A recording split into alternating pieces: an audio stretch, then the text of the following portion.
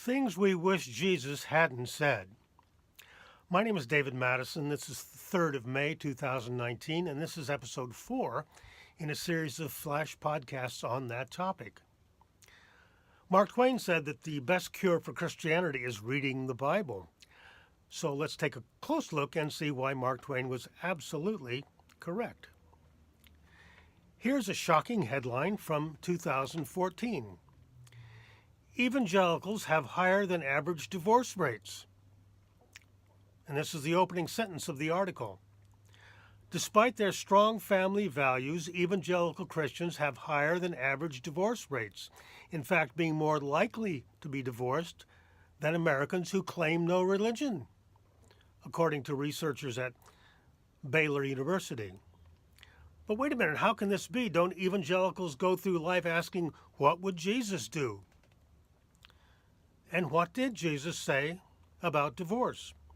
Sad to say, we come to another thing that we wish he hadn't said. This is from the 10th chapter of Mark. The Pharisees had asked Jesus about divorce, and this was his response. But from the beginning of creation, God made them male and female. For this reason, a man shall leave his father and mother and be joined to his wife, and the two shall become one flesh. They are no longer two, but one flesh. Well, what's so bad about that? Of course, humans have been male and female since the beginning. Of course, men and women have always enjoyed the act of becoming one flesh. And if Christians believe that God set up this scheme, that's harmless, right? So, Jesus, we're with you so far. It's with the next sentence, verse 9, that Jesus screws up. Therefore, what God has joined together, let no one separate. Why doesn't this hold up? Okay, God intended the togetherness, the one flesh business, but here Jesus seems to imply that every marriage is designed by God, what God has joined together. Yes, we can see that the male-female scheme was a good idea, keep the species going, but it doesn't follow at all that God has engineered every marriage or put his seal on every marriage. Theologians made it worse by declaring that marriage is a sacrament. But how can this be true? Just think of all the bad marriages that have happened since the beginning. People have been forced to marry for all sorts of wrong reasons: money, family pressures and expectations, political alliances, unwanted pregnancies, scarcity of suitable spouses. Think of the aftermath of World War I, especially.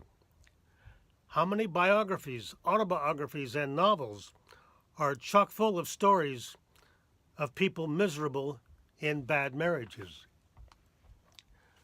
But hey, God designed them all? God brought all these folks to the altar? Or if they just ended up there against their will, God still added his seal of approval? No escape, ever? God did all that joining? No. So many marriages have been disastrous, painful mistakes. How could God be so incompetent? No, Jesus, verse 9, is a failure of common sense, and worse, a violation of sound moral teaching. Let people undo their mistakes. Divorced evangelicals are admitting that no, God did not bring them together. Those two colleagues of Jesus in the Holy Trinity, God and the Holy Spirit, should have tapped him on the shoulder and said, "Don't say that."